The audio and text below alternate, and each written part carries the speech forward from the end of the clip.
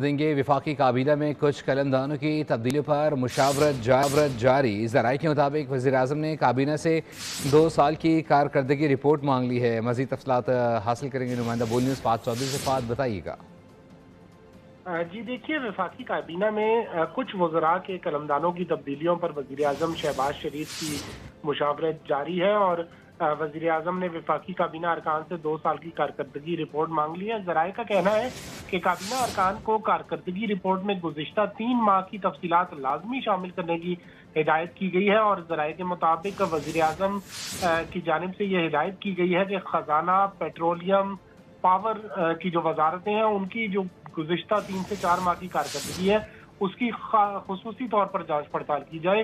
ज़राए का ये भी कहना है कि एक वफाकी वजीर ने वज़ीर-ए-आज़म से खुद सबकदोश होने की दरख्वास्त की है, जबकि एक इत्तेहादी जमात के जो काबीना रुकन है उन्होंने वजारत तब्दील करने की वज़ीर-ए-आज़म से दरख्वास्त की है और बजट के बाद बाज़ नए चेहरे भी काबीना में नजर आने का इम्कान है।